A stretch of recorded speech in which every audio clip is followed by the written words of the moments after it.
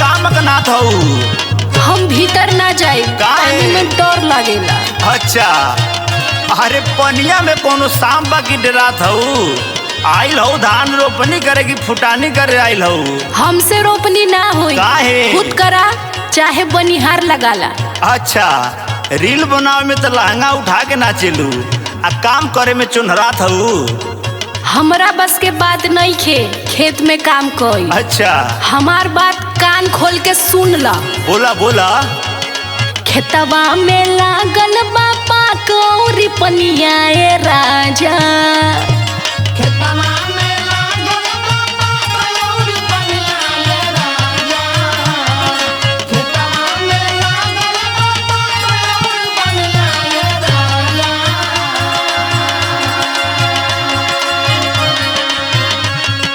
खेतवा में लागल बापा कौरी पनिया ए राजा।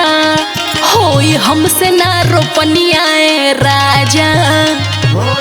हमर नरम नरम हाथ दुखा जाई, बदनिया भी कोमल बा।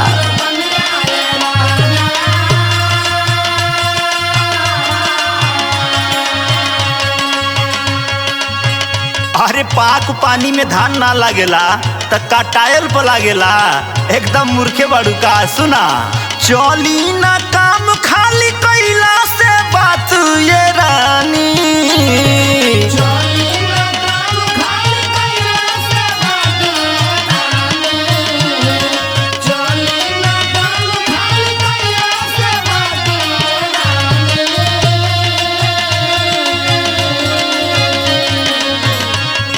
चली ना काम खाली कैला से बात ये रानी। खैबू कहवा से दाल भात ये रानी।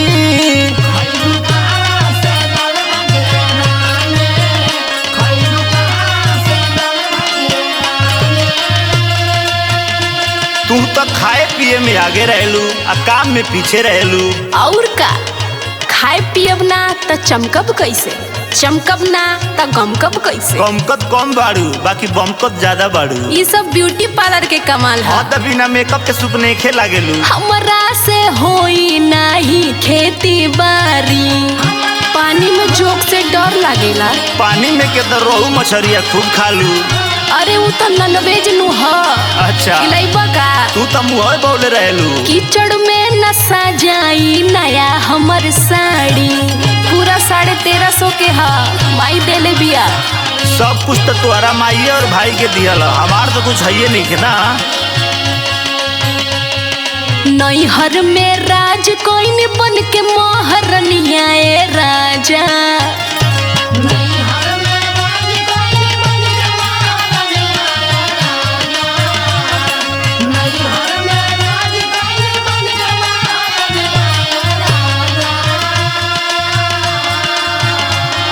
नैहर में राज कोई न बन के महारनिया ए राजा। धान के न होई रोपनिया ए राजा।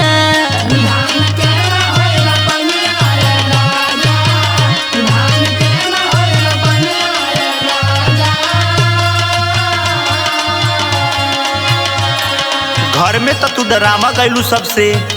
हाँ, तो हम नौकरानी के तरह 10 लोगन के खाना बनाई। नहीं तो तू रानी हो। काम के बेरी करेलू 36 गो न खरा।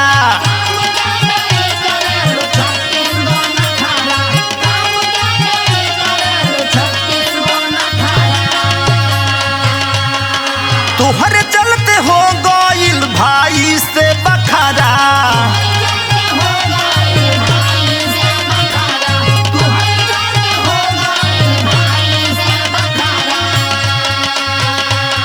लड़त रहलू घरवा में सबसे दिन रात ये रानी।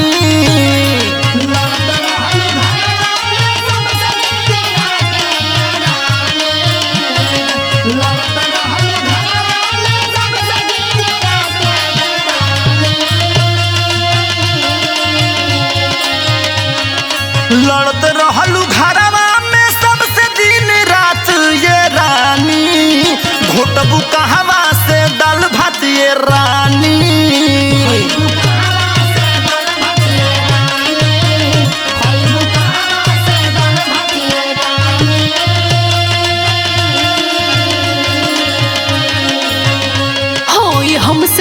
रोपनिया ए राजा।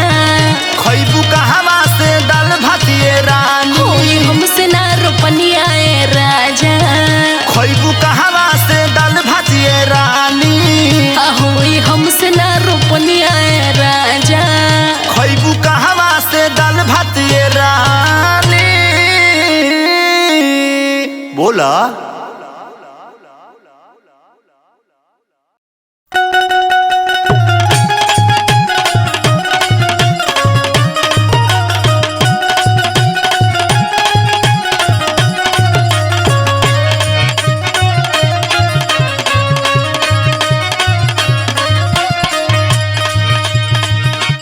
का हो?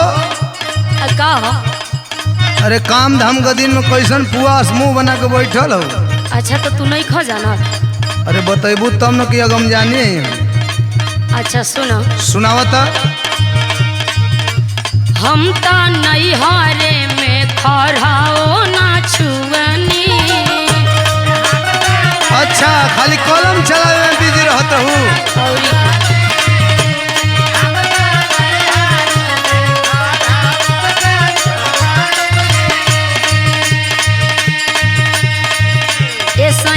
ससुरा में खटत खटत मुआनी।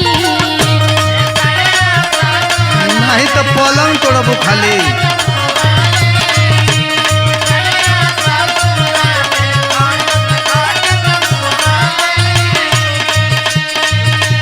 हम तो नैहरे में खड़ाओ ना छुअनी।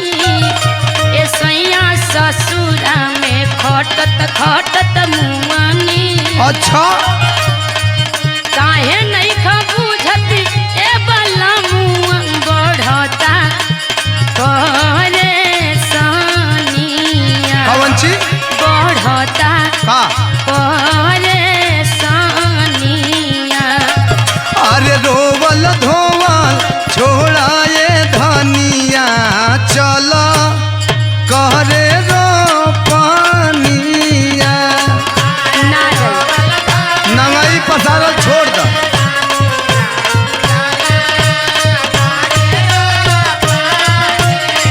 चलो सबको रुपए लगल। उसे का मतलब? और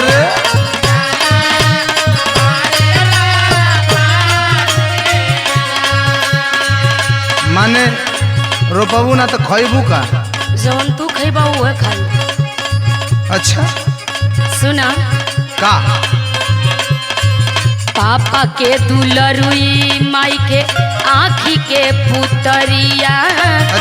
भैया के अपना मुँह बोली। अरे बाप रे बाप। औरी क्या? माने सब लत मरुआ है का? का जाने?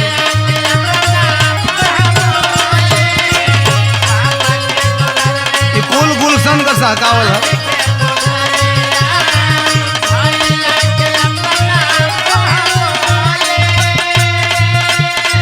नहीं हरे कदाच नहीं ससुरा से कर। सुना ये प्यारी कान खोली।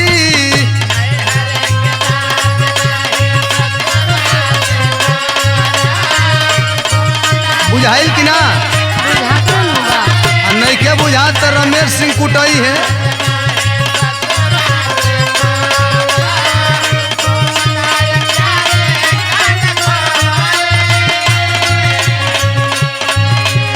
अलहरे जवानी करे जाऊ नाजू बाटे बदनिया। अरे नाजू बाटे बदनिया।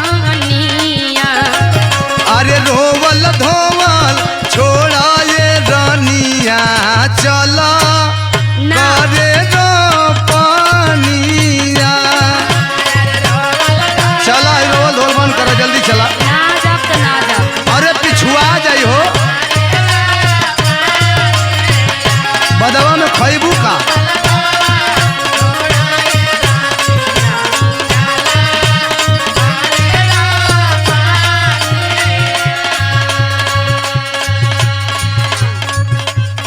अच्छा इतना नंगाइल काहे बाड़ू तू?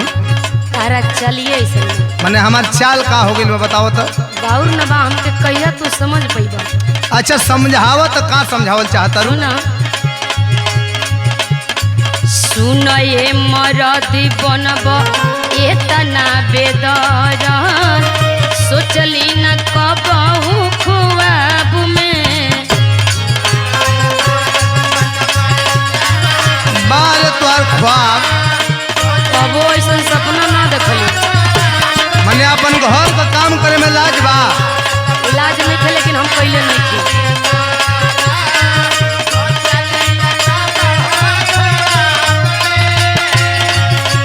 अच्छा ख्वाब सजैले बड़ू की गद्दी लगा के खइबू। औरी का एक से बात बतावा, बोला करबू न खटनी तो चटबू कैसे चटनी, रहबू जतना रुआब में। दहेज लेके आई बनी। तो पैसे दहेजवे आज तक चलत का? औरी का खाए के बेटे एक हाथ का जीभ निकाल देबू लप दे।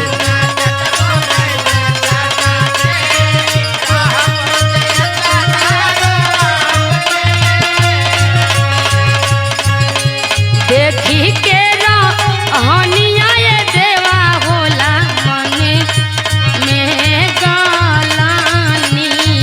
काहे हो? होला मन में गलानिया। रोवल धोवल छोड़ा ये धनिया, चल करे रो पानिया। अरे रोवल धोवल छोड़ा, चलो ना। पूछौ करा ना जाए। आखिर पिछुआ जेबू तब करबू। हमसे नहीं क्या मतलब। अरे साल भर का भोजन कहाँ से चली? कमा के लिए यह अरे बतियो समझल जाला।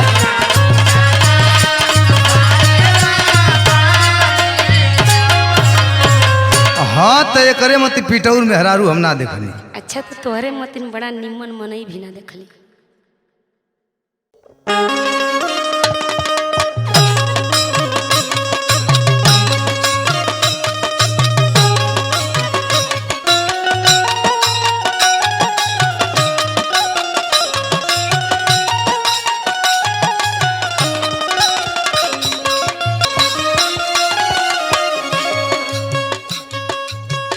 अरे कहाँ जाता रहो? का हो का कहा तारू? आई लुंगी कुर्ता पहन के कहाँ चल देला? लुंगी कुर्ता पहन के? हाँ कहाँ जाता रहो? अरे कुछ काम बाटे गांव में जाता नहीं। काम बटे तारा कोनो काम धंधा के चिंता रहता कि ना? कौन काम भाई? कोई मैं पूरा काम पड़ल बा, सब अपन अपन काम करता, तू चल देता ला रोज रोज के तहार देखता नहीं। ए देखा ज्यादा इठला के मत बोला, हमरा से काम धंधा नहीं क्यों होई। अच्छा ये बात बका। हाँ तो हमार बात सुना। बोलो। पहिले खेतवा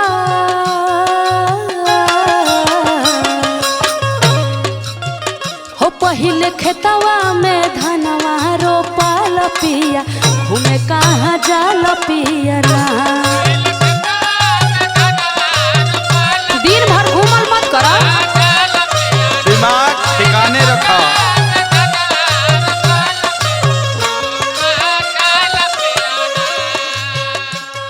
ए सुनो, का कहता रहा? ज्यादा इतरा के मत बोला। इधर आके बोलता नहीं, हम ठीक कहता नहीं। यही तरह लुंगी कुर्ता झाड़ के हम घूमे, यही तरह खाई। जा घूमा आ काम धंधा के टेंशन में मत रहा। कैसे घर गृहस्थी चली, हम तो एकदम टेंशन में रहता नहीं। ए पहले हमारी बात सुन। का कहता रहा? बोलो। कहा तो बहुत गुस्सिया के बोला तारी रे। का गुस्सिया के बोलता नहीं, कुल बात ठीक कहता नहीं। जो पहले हाउ जो नावेला ना तोरे नैहरवा से झाड़ के हाँ पाउडर सेंट लगा के और कचर के जाला, वही से धान रोपवा ले। ओकर दान मत कर, आ तू का करब? सुन बात हमार पहले सुन। बोला। अपन भैया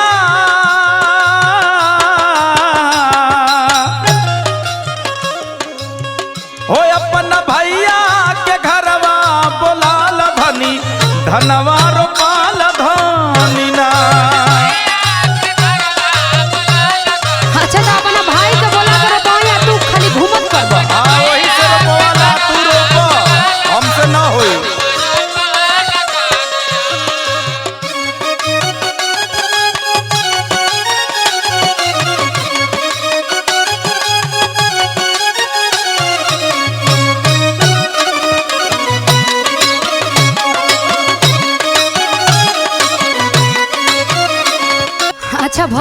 बोलाओ तनी तो यही से मेहना मारा तर आय महीना में 3 बेर आवेला हो। अरे तो का हो जाई आवत हमार भाई हो कबो ये गइल अपना बहिन के देखे तो का हो जाई। ए भाई देख सुन, ज्यादा बात न, हमसे काम धंधा ना हो न रोपनी हो जाके अपन करवा लो। अच्छा ये बताओ आ तू ना करब तो के करी हो? तू ही जाके कर भाई, दिमाग हमार मत चाट। ऐसे मत बोला, हमार बात सुना। बोलो। ऐसन बतिया बोले ला जानी को नहीं लागे।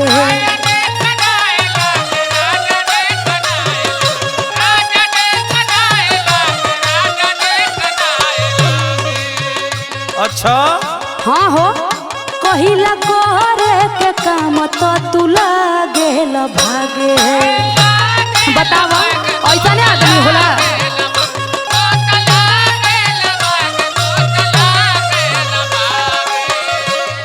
सुनो तरा। हाँ बोल भाई, सुनो तानी। हाँ ध्यान से सुन लो। बोलो।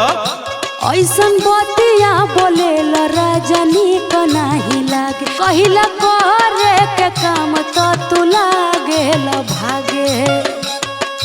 एकदम काम चोर हो गइल बाला, एकदम तोहरा से हम परेशान हो गइल बानी। ए देख भाई, हम काम चोर रही चाहे कुछ और रही, हम अपने बदे ही सुन। अरे कैसे खइबा हो? काम ना करबा तो कैसे खइबा? कुछ ना होई हमरा से। सुना सुना। बोल। नाही कहे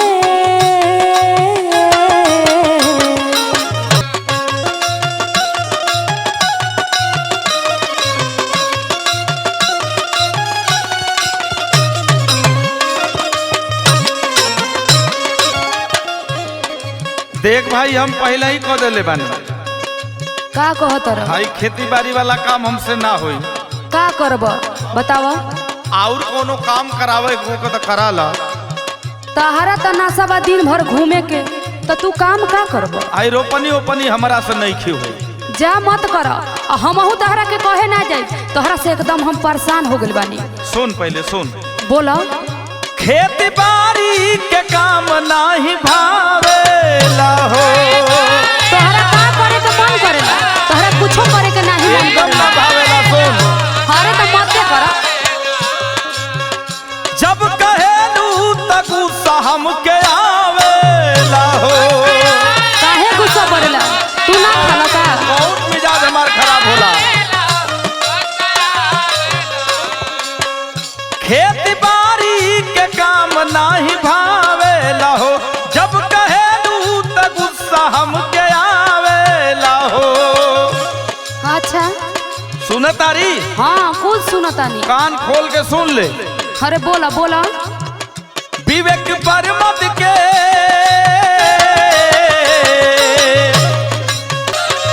पहिले खेतवा में धनवा रोपल पी घूमे कहाँ जाला पियला। अपना भैया के घरवा बोलाल धनी धनवा रोपाल धनीना। पहिले खेतवा में धनवा रोपल पिया घूमे कहाँ जाला पियला। अपना भैया के घरवा बोलाल धनी धनवा रोपाल धनीना। जा घूम, तहरा कोनो काम के टेंशन नहीं खेता, घूमबे न करब। यही तरह घूमब रहब खाई।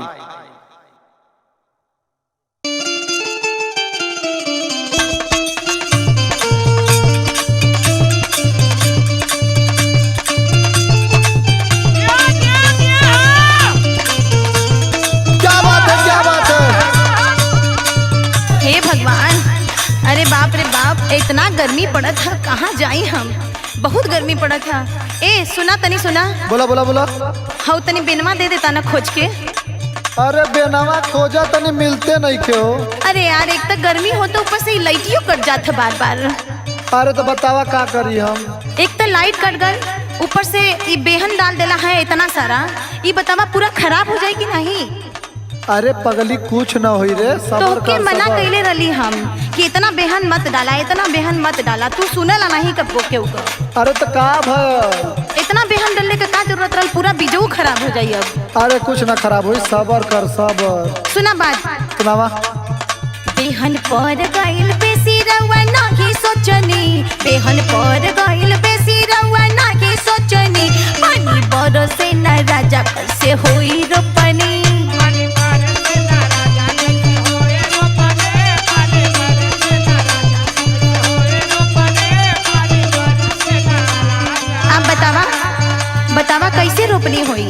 अरे पगली तू घबरो मत। बक घबड़ो मत कैले हुआ हाय बात सुन हमार। का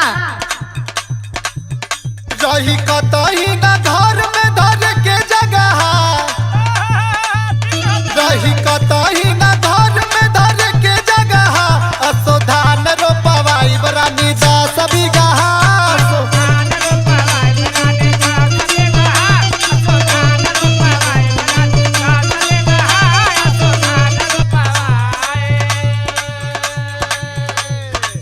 अरे पगली सबर कर, अब की बार तो इतना धान आई ना कि रखे के जगह ना हुई।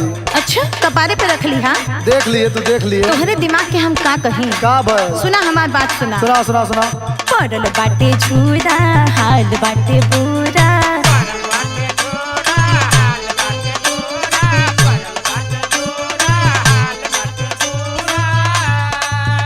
अरे पड़ल बाटे झूरा हाल बाटे बुरा, पतिया बतारा उल्टा रहा होश में तनी, पतिया बतारा उल्टे तनी होश में रगी, पानी बरसे ना राजा कैसे होई रोपनी।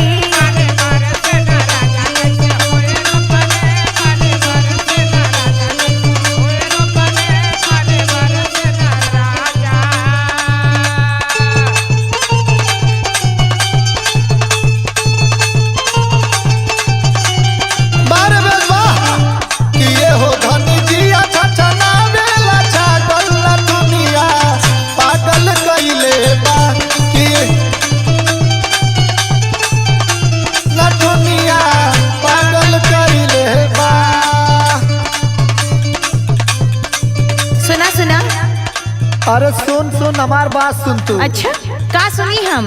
हाँ इलेक्शन 2019 का पता के जीतल ह? रहे दा हमके इलेक्शन के बारे में मत बताओ। मोदी जी जना तो मोदी जी आके खेती कर दी। हाँ अरे व्यवस्था जान तू का देले हैं। अरे बात सुन हमार। बोला खिंचब लाइन के बोल चली समर से बोल,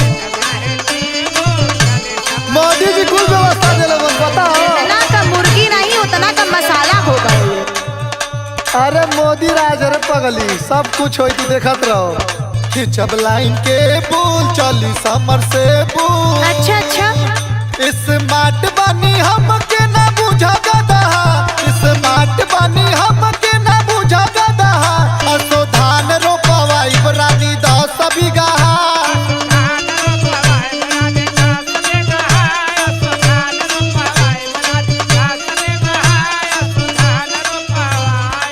सुना सुना सुना सुना सुना। जितना स्मार्ट होगा हमके सब पता। अरे बहुत स्मार्ट है। हाँ जितनी के मुर्गी नहीं उतना का मसाला हो जाई। अब ज्यादा पगलो मत। का पगलो मत हो। बोल बोल पहले का बोलत रही बोल। अच्छा आई जब बिल हो खबा तू ढील हो,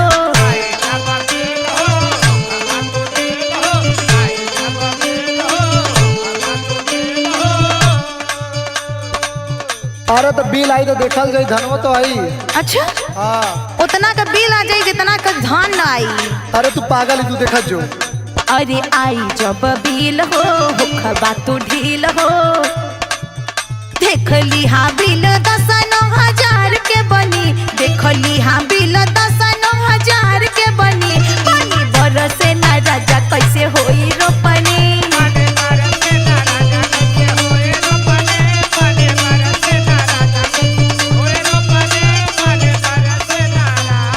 आप बोला आपका कहत हुआ।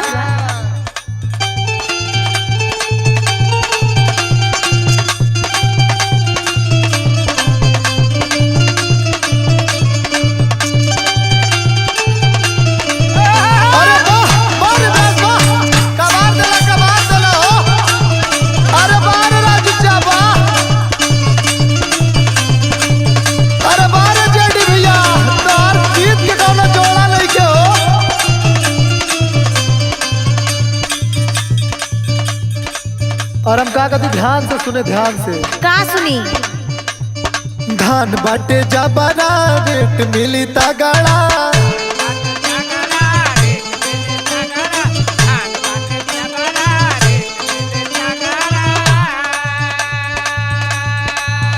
अब की देखिए तीनों डरकिया अपन भर के बेची आई। देखे तू देखब हम देखब। धान बाटे जबरा रेट मिली तगड़ा राहुल कहे निशा जेडी खाली देखत रहा राहुल कहे निशा जेडी खाली देखत रहा असो धान रोपवाई रानी 10 बीघा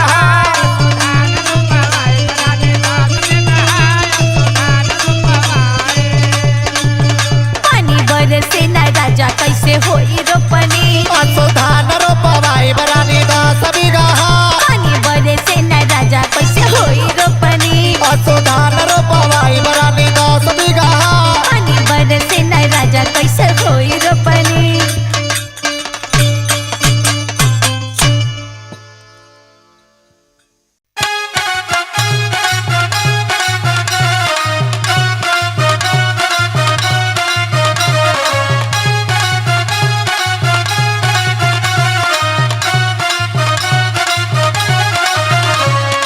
होई महुरवा कैसे घरवा रहबो ना।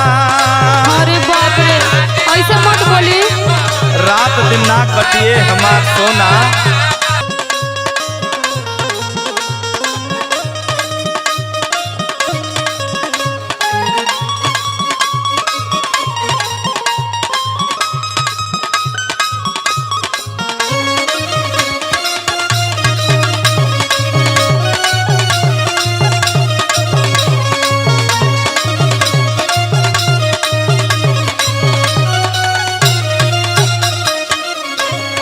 अच्छा ये बताई, जिंदगी भर तो ऐजे न रहे के बा, ससुरे न रहे के बा।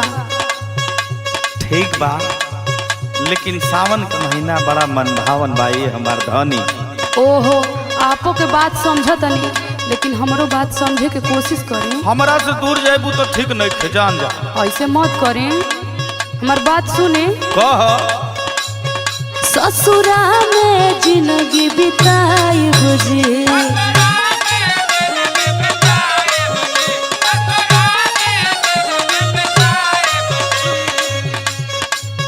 नई हर कुछ दिन ला जाई बुझी ई ना ठीक पड़ी। ना कुछ दिन का तो बात बा। एको दिन ना ये धनी। सुनो तनी ना। बोला।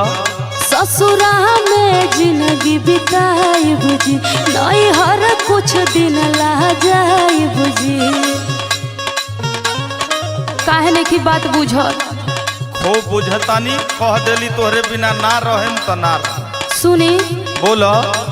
किया बही लागल बा मोर मनवा हम नई हरवा जइबो ना अरे मान जाई ना। जिद हो कहन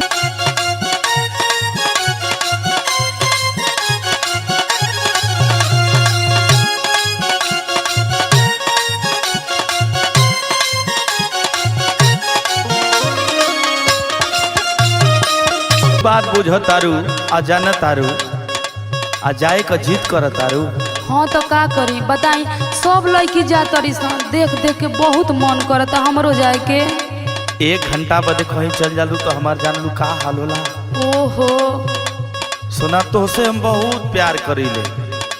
हाँ तो हम समझता नहीं, लेकिन 4 दिन खातिर जाए दिन। सुना। कहीं अकेले रतिया कैसे बिताईब हो। हो 4 दिन अकेले नहीं रह सकत का। हमसे ना बीती। क्षण भर दूर ना रह पाईब हो। जाना तारू, अकेले रतिया कैसे बिताईब हो। क्षण भर दूर ना रह पाईब हो। अच्छा सुना ये हमार सोना। बोली। परमोद बीब के हो परनवा कैसे घरवा रहबो ना।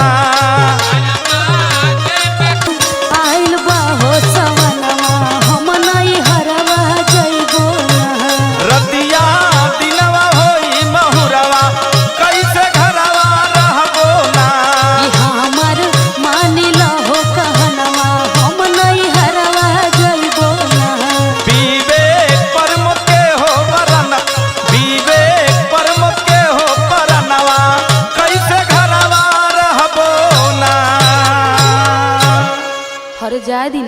4 दिन में चले आइब। ना ही ये हमार सोना, हमसे जुदा मत होना।